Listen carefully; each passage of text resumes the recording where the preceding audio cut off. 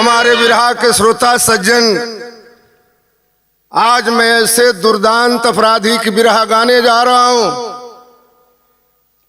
जिसने पूरे शासन और प्रशासन को अपने मुट्ठी में कर लिया था।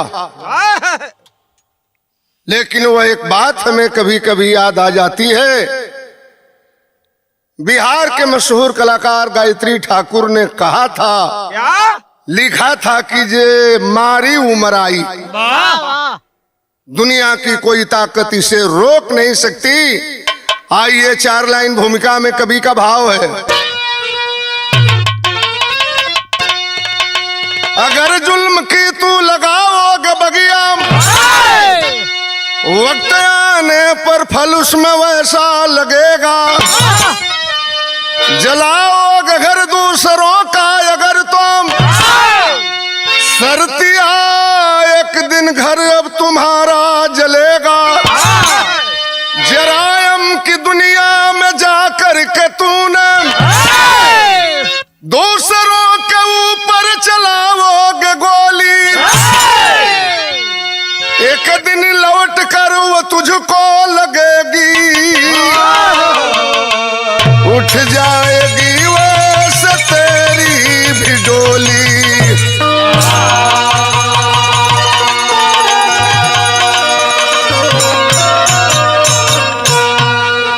विरहा में गजल की तर्ज है मास्टर।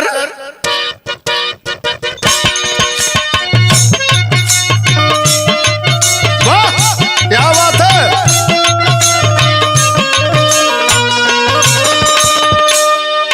अरे उठो मुसलमान नमाज पढ़ लो, अभी मेरा सर कटा नहीं है।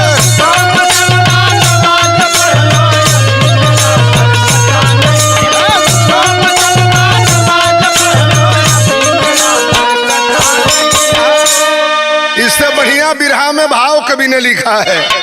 अरे अहंकार ना रहा किसी का, जल गई लंका रावण की।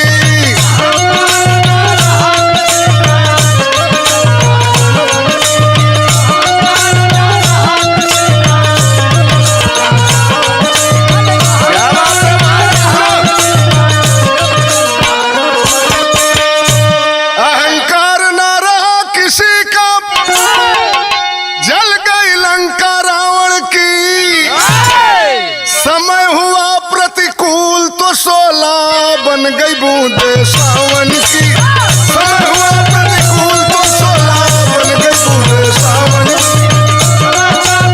फूल तो सोला बन गई बूंदे सावन की।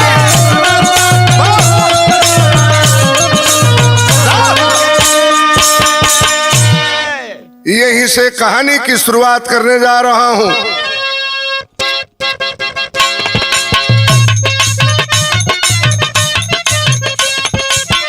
ख्याल रहे मेरे विरहा सुनने वाले साथी। जरासंध कंस का घमंड एक दिन चूर हुआ,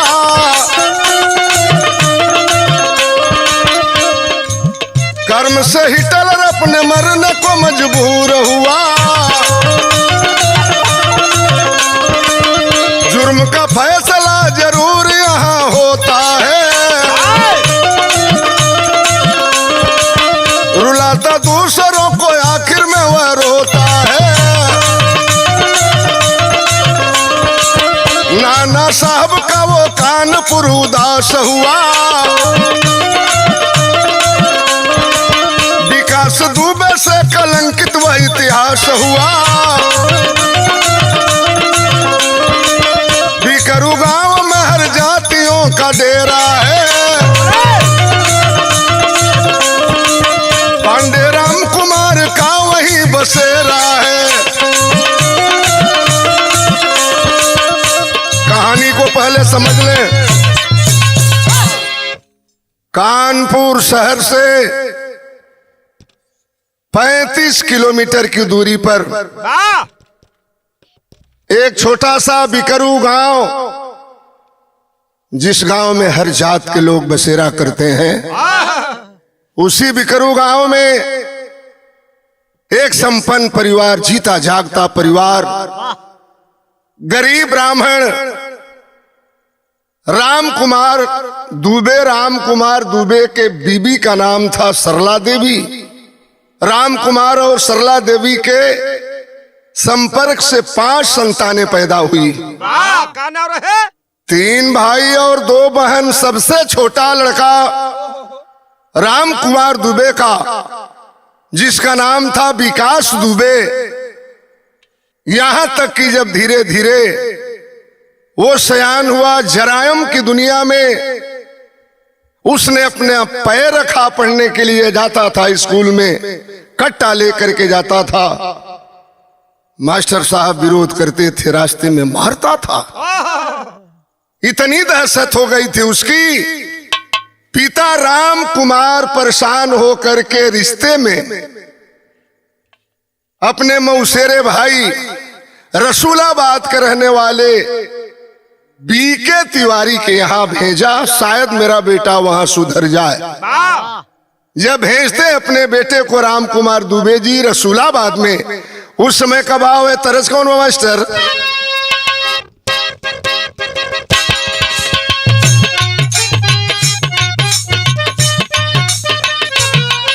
आए मास्टर धुन तो उहे बजौला, हालांकि के बिरहा में पहली बेर गावे जाता थे। धुन उहे बा, ए जानू लगता कि जिए नहीं देबा,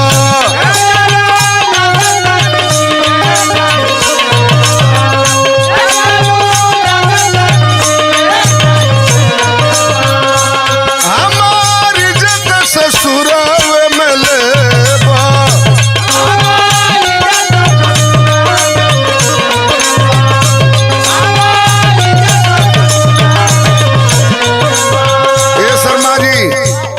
इससे बढ़िया हमरे बिरहा के भाव बा। राम कुमार दुबे अपने बेटवा के भेजवला अपने मौसेरे भाई बीके तिवारी के यहाँ, दिहला चाचा जी के घर पठाई।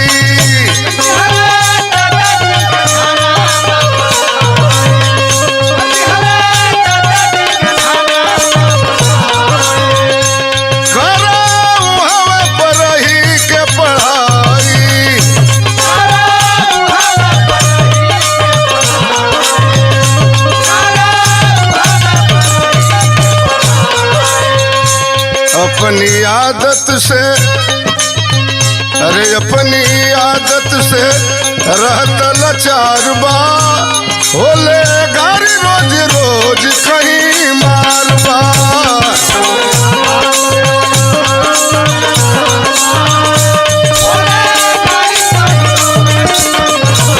क्या बात है?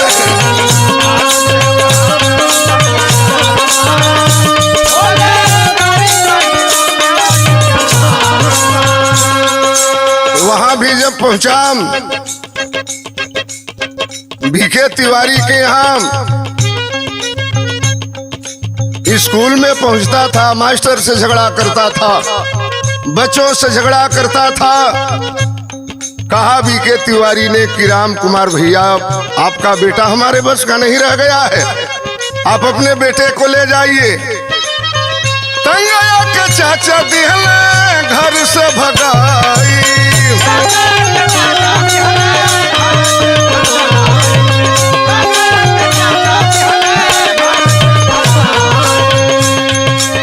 घुसल के गइल बाटे गौवा पर आई।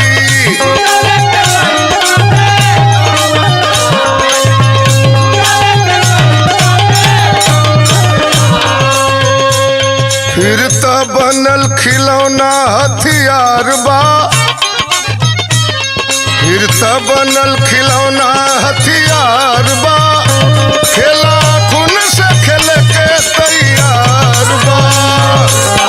बनल खिलौना हथियार बा, खेला खून से खेल के तैयार बा।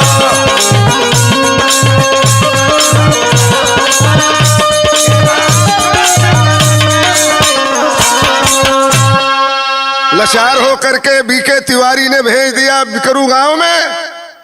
परेशान थे राम कुमार दुबे जी अपने बेटे से। कह रहे हैं कि बेटा अब तो मान जाओ। एक ब्राह्मण परिवार के आबरू को मिट्टी में मत मिलाओ। लेकिन भैया जिसके मन में भावना गलत है, समझाने पर उसको अच्छा नहीं लगेगा। विरह में तरज बदल गई मास्टर।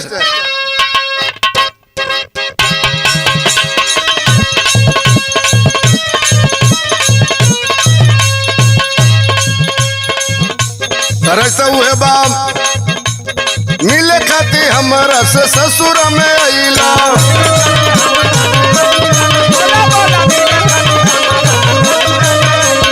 जान जाइए पिया जानू ही का तू कैला।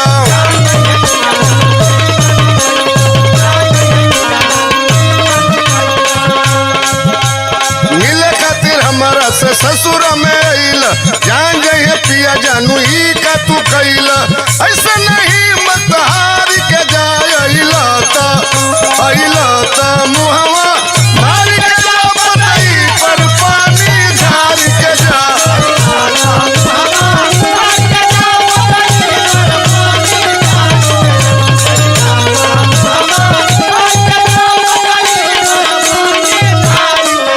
समझा रहे हैं राम कुमार दुबे जी अपने बेटे को, इतना तू बबुआ न मनवा बढ़ावा।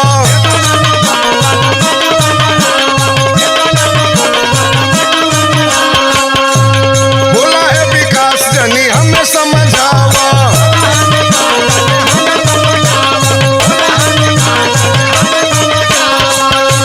बात ही बात मेरा रखिया अपने हाथ हथियार लिया गुरुवर को गोली मार दिया।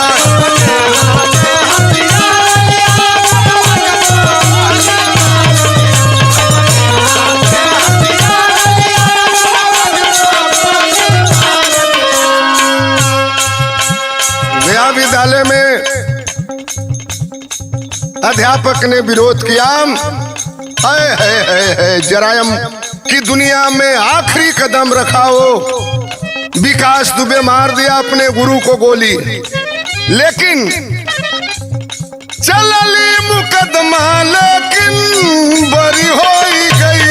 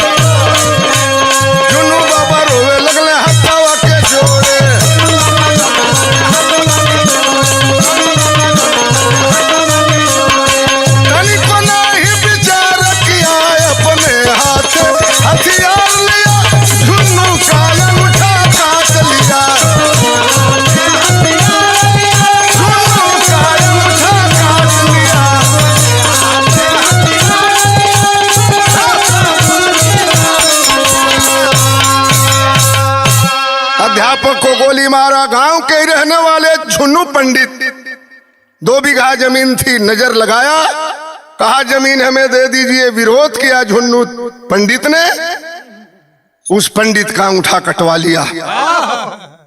ए भैया इतना दहशत गांव में।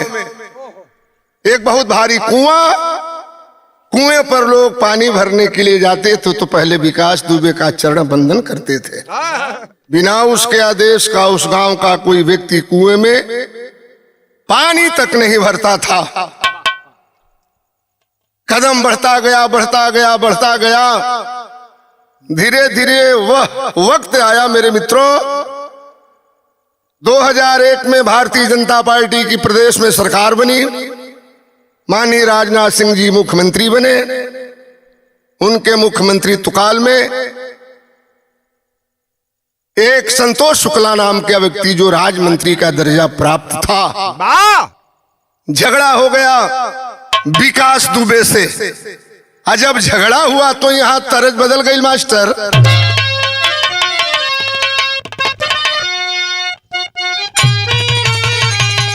आए तरज तो बड़ी पुरान बे, लेकिन आज भी इसमें वही लचक है विनोद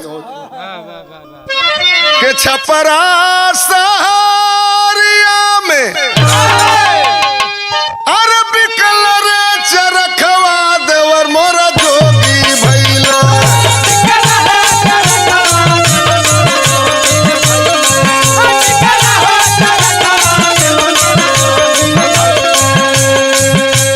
अरे चरखा हो मंगा दो लहरेदार देवर मोरा जोगी हो भैला।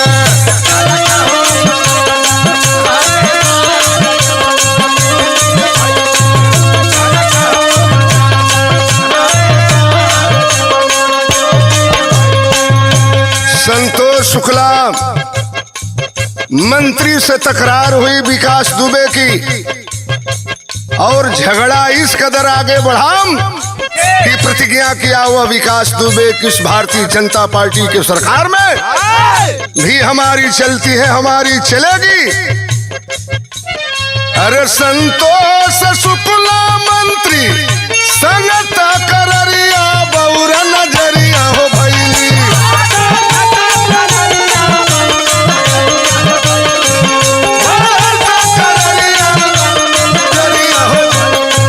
मरला के करेला हो विचार बौरा नजरिया हो भैली।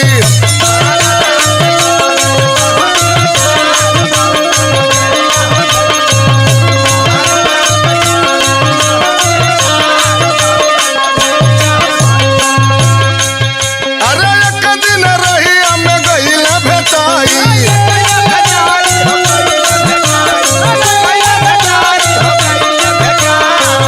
अरे थनवा में मंत्री जी भागे घबराई।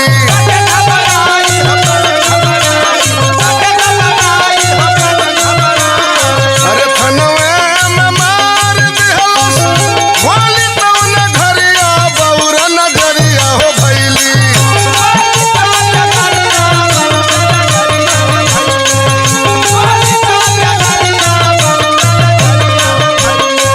कुछऊ ना कैले थानेदार बौरा नजरिया हो भैली।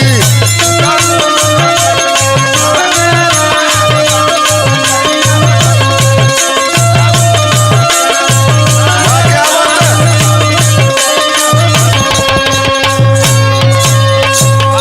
भाजपा की सरकार, राजनाथ सिंह मुख्यमंत्री और चौबेपुर थाने में घुस करके जब वह शुक्ला मंत्री भागा, थाने में घुस करके उस मंत्री की हत्या कर दिया सिपाही दरोगा। उसका कुछ न बिगाड़ पाए, पूरे कानपुर के क्षेत्र में अपना दबदबा जमा लिया वह विकास दुबे। मेरे मित्रों, 27 जून सन 2020 को रिश्ते में विकास दुबे का बहनोई लगता था राहुल तिवारी, ये हमला करने जा रहा है अपने बहनोई के ऊपर। यह है जरायम की दुनिया। जरायम की दुनिया में भाई बेटा रिश्ता पैसे के आगे सब भूल जाता है, इसलिए विदेशिया में कभी ने भाव दिया है अके रिश्ता के बहनोई राहुल तिवारी रहले जदोपुर गौआ में रहल माँ कनावा। मोहनी ने वादा अंदर 6 बीघा जमीन रहली, वही पर विकास के गाड़ल बनवा। 27 जून सन 20 वाला दिनावा हो, राहुल तिवारी नहीं मनले कहनावा। सीओ देवेंद्र मिश्रा दिहले आदेश तहिया, भैले फैयार बाटे थाना दरमियानवा। राहुल तिवारी से झगड़ा हुआ 6 बीघा जमीन को लेकर के, जो जादूपुर के रहने वाले थे। राहुल तिवारी रिश्ते में विकास दुबे का बहनोई लगता था। झगड़ा हुआ, कहा राहुल तिवारी ने मैं तुम्हें जमीन नहीं दूंगा, प्रताड़ित करने लगा। आखिरकार वह राहुल तिवारी जाकर के थाने में एफआईआर किया, और एफआईआर जब किया, सीओ साहब देवेंद्र मिश्रा ने आदेश दिया, क्या?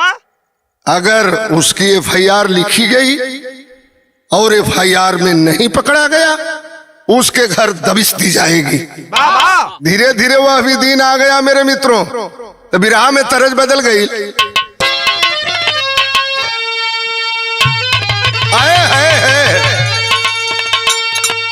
अरे झुलनिया का गुजब आयब टूटल रोजू, अजवनिया में गड़िया रूकलिए राजा।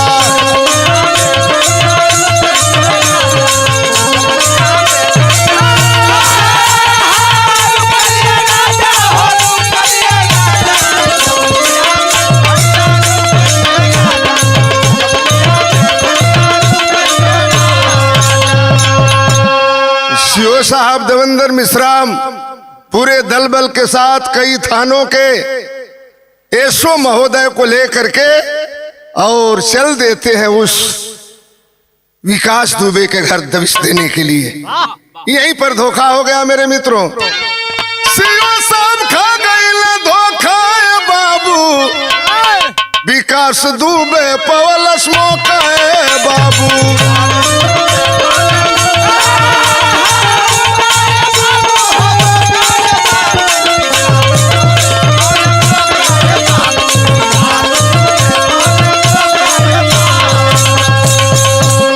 जाते हैं बिकरू गांव में, अपने छत पर बैठ करके अपने दोस्तों के साथ मौज मस्ती कर रहा था। हालांकि उसको सूचना मिल गई थी। सूचना देने वाला कौन था? चौबेपुर का वह तिवारी दरोगा। कहा कि विकास दुबे सीओ साहब पूरे दल बल के साथ जा रहे हैं दबिश देने के लिए। हालांकि मैं भी आऊंगा, लेकिन सारे लोगों से मैं पीछे रहूंगा। यह है प्रशासन के लोग। कैसे चलेगा यह प्रदेश, कैसे चलेगा यह देश? जाते हैं अपने घर के सामने जेसीबी मशीन लगवा दिया था रास्ते पर। जब जाते हैं दलबल के साथ सीओ साहब, तड़ तड़ गोलियां के होला बौछार हो, गईले जवान 8 मौका पर मार हो।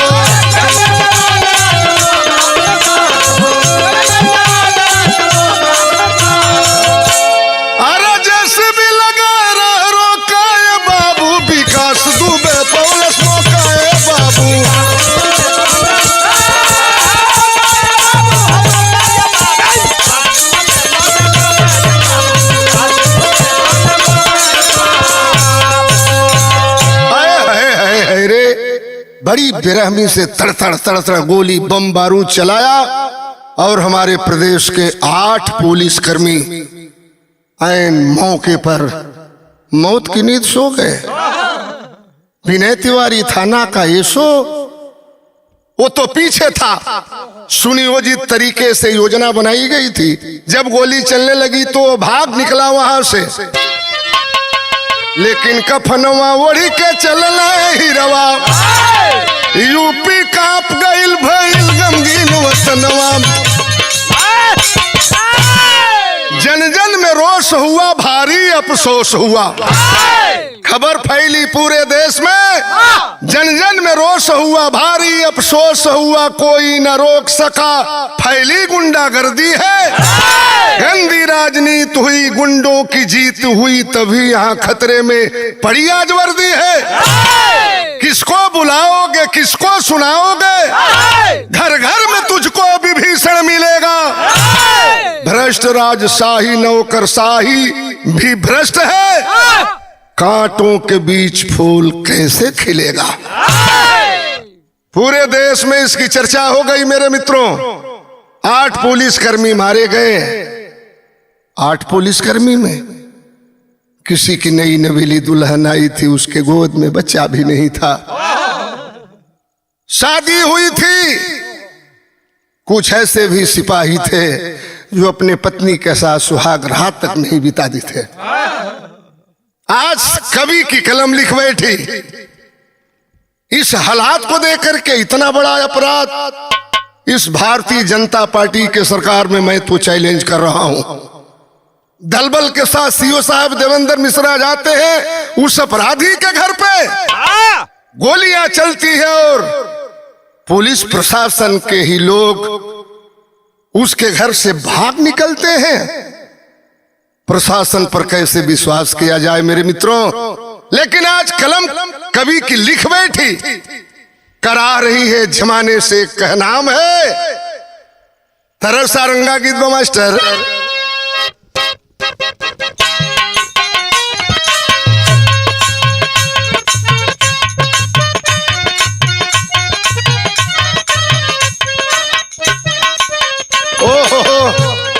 अखिया से आंसू बरसम, दिलवा में सोला धधके, सबही से करेला सवाल नुहोरा।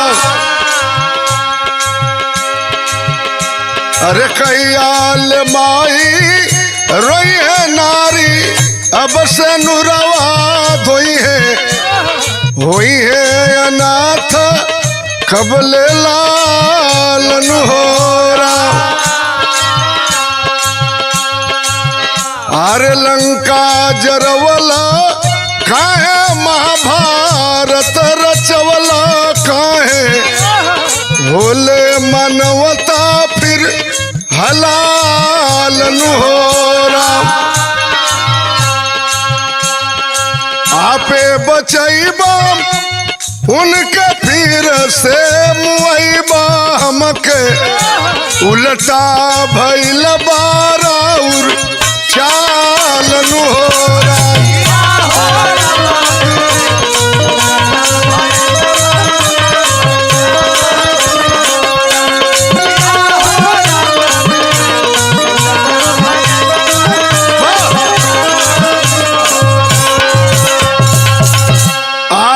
पूरे देश में यह खबर फैल गई, पुलिस प्रशासन के 8 जवान मारे गए। हालांकि 2 जवान हॉस्पिटल में दम तोड़ दिए थे, मरने वालों की संख्या 10 हो गई। लेकिन बाहर हमारे पुलिस के जवान आज भी कहीं बुरे लोग हैं तो अच्छे लोग भी हैं। पुलिस की वर्दी में कितना दम है। आज पुलिस वालों ने प्रतिज्ञा किया। तरस कौन वो मास्टर?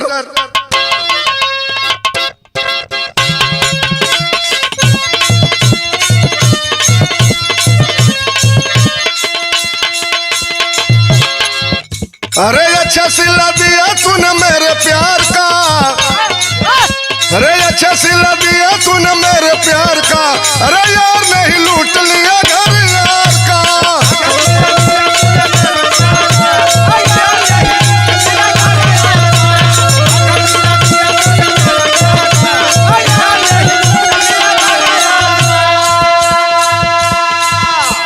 जवानों की खून का बदला हम पुलिस वाले जरूर चुकाएंगे। अरे कीमत तेरे आंसू के चुका के रहेंगे, कीमत तेरे आंसू की चुका के रहेंगे, वर्दी की गरिमा बचा के रहेंगे।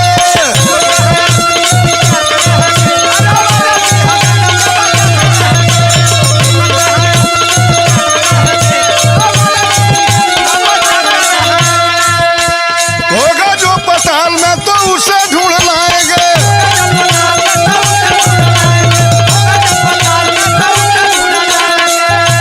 मिल गए आकाश में तो गोली से उड़ाएंगे।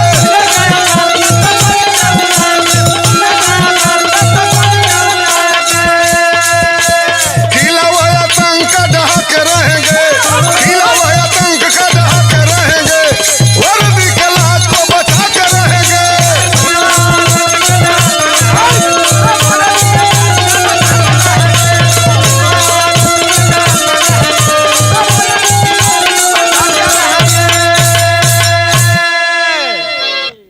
लेकिन यहां शंका होती है, 10-10 पुलिस की हत्या करने वाला वह विकास दुबे बिकरू गांव से फरार होता है, कानपुर जाता है और शासन के तरफ से हाई अलर्ट जारी कर दिया गया।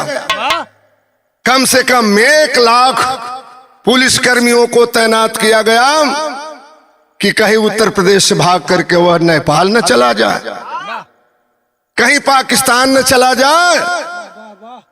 लेकिन बाहर हमारे शासन और प्रशासन के लोग बिकरू गांव से कानपुर, कानपुर से हरियाणा सीमा है, कैसे वह सीमा क्रॉस करके पहुंच गया हरियाणा में, यहां शंका होता है।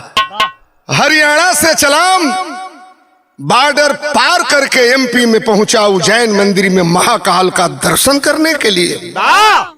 सवाल खड़ा होता है यहाँ, अरे जोगी मैं सवाल करना चाहता हूं, इतने पुलिस प्रशासन के लोग 1 लाख सिपाही लगाए गए थे, वह कैसे चला गया मध्य प्रदेश के उज्जैन महाकाल मंदिर में? यह हमारे जैसे कलाकार का सवाल है, हिम्मत है तो जवाब दे दो। जो ही पूजा करके मंदिर के गेट पे आता है, यही शंका हो गई मध्य प्रदेश पुलिस को।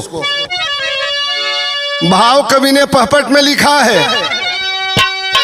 दिया पुलिस को चकमा कातिल भारी केहू ना जाने ला, पहुंच गया है महाकाल के द्वारी केहू ना जाने ला।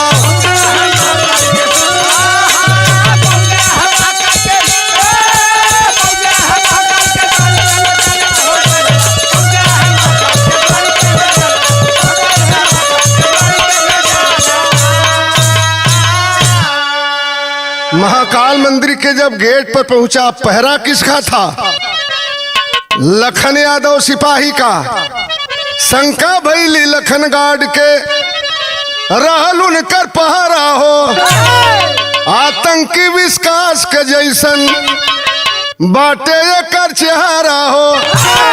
ताल ठोक के पकड़ लिया बलकारी केहू ना जानेला, रूबी यादव कैली गिरफ्तारी केहू ना जानेला।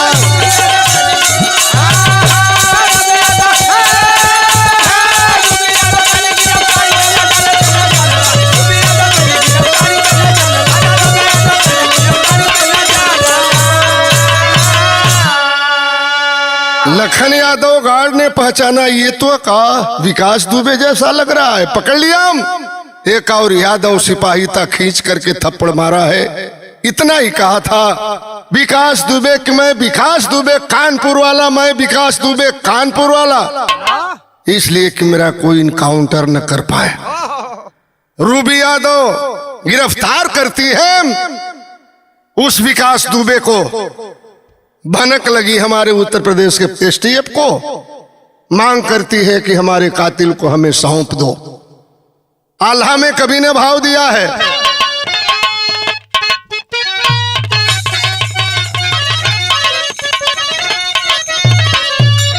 अरे कवर खुशी कवरी गम के बदरिया, आपस में लोग सब करल विचार। अरे इतना तो पहरा रहल चरुअरिया, कैसे विकास दुबे भइल बा फरार। कोट कचहरिया बिगाड़ी नहीं कुछ, जेलिया से आपन चलाई कारोबार। अरे यूपी से भगावल पहुंचल जेकी एमपी में, पर्दा के पीछे वो रही मददगार। कैदी हमार कर हमारी हवाले, सुनी के विकास दुबे कांपे सही बात। अरे गाड़ी में बिठा के एसटीएफ चली भइल, अरे बार बार विकास तब करई जहां। उत्तर प्रदेश के एसटीएफ ने कहा यह कातिल मेरा है, हमारे हवाले किया जाए। एसटीएफ पहुंची, गिरफ्तार करती है उस विकास दुबे को। अब तो शंका हो गई विकास दुबे को। मैंने सरेंडर किया, कहा कि मैं ही विकास दुबे हूं कानपुर वाला, लेकिन अब मैं बच नहीं सकता, मारा जाऊंगा। ठीक है, अगर सरेंडर कर दिया तो हमारे संविधान में यह नियम है, कोर्ट कानून का यह नियम है कि लाख अपराधी हो, चाहे जितना भी मर्डर कत्ल किया हो, अगर सरेंडर करता है तो सीधे उसको जेल की सलाखों में डाला जाए, मुकदमा होगी, मुकदमा के तहत उसे आजीवन कारावास दिया जाएगा या फांसी की सजा दी जाएगी। शंका हो गई, लेकिन जब हमारे प्रदेश की एसटीएफ लेकर के उस विकास दुबे को एमपी पार करके जब कानपुर के नजदीक जाती है, आज पुलिस प्रशासन के लोग बदला चुकाने के लिए तैयार हो जाते हैं। उस समय का भाव कवि ने लिखा है,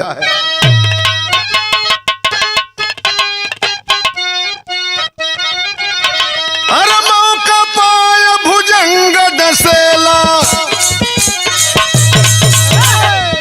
अरे दुश्मन करे लौट के बार, दगाबाज दोस्ती ना जाने, प्रीत न जाने कमीनार, चोर चुगलवा पाके मौका, चोरी चुगली करे लबार, भाट गांव में पहुंचल गाड़ी, अरे लागल बातों कर बरियार, डगमगाए गाड़ी गिर गईली, कैदी भागा दिल हथियार, तड़तड़ गोली चलने लागी, अरे भारतवासी करे विचार, तड़तड़ गोली चलने लागी।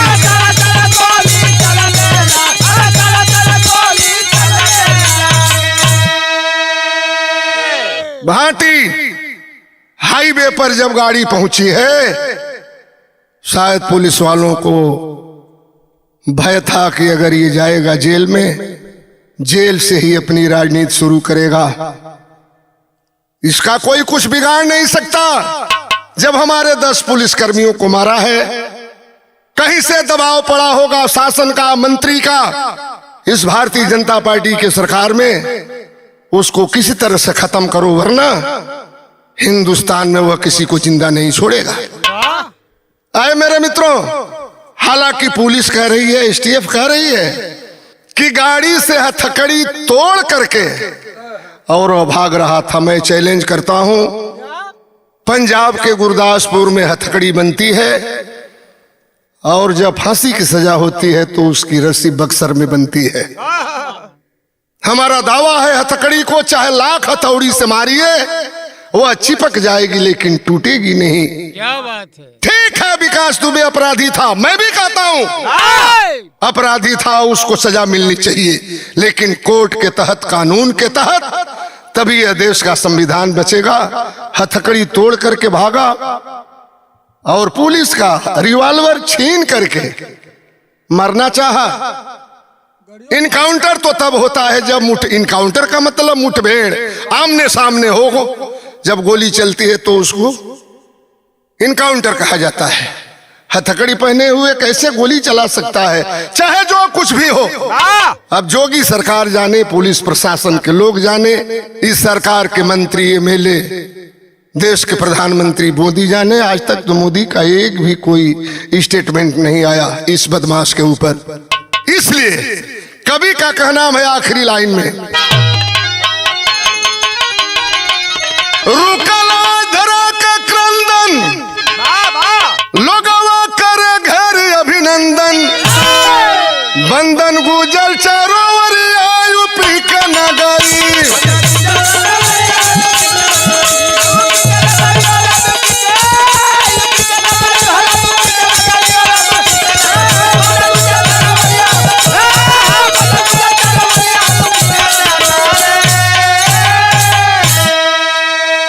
लोगों में खुशी है, मिटाया आज आतंक, यहां से आ गई खुशहाली। दिनवा मन होली, रतिया मन दिवाली, माली संग बिहसे फुलवरिया खुशी की नगरी। आज बिकरू गांव में दिवाली मना रहे हैं लोग कि इस जरायम की दुनिया से और हमारे गांव से एक रावण का खात्मा हुआ है। लेकिन आज तमाम तरह की चर्चाएं हो रही है। चर्चा कौना चीज के बाप? केहू कहे ठाकुर बाभन के बाटे ही हो लड़ाई। हालांकि आज ब्राह्मण समाज दुखी है, कानून के तहत दुखी है। कुलदीप सिंह सेंगर क्यों नहीं गोली मारी जाती? राजा भैया के ऊपर मुकदमा है, उनको क्यों गोली नहीं मारी जाती? ये सवाल कर रहे हैं ब्राह्मण बिरादरी के लोग। रोष जरूर है ब्राह्मणों में, लेकिन जो कवि का कहनाम है, केहू कहे ठाकुर बाभन के बाटे ही हो लड़ाई। अपराधिन के जात न होला सुनिला हमारो भाई। नहीं करत कर रिया खुशी के नगरी।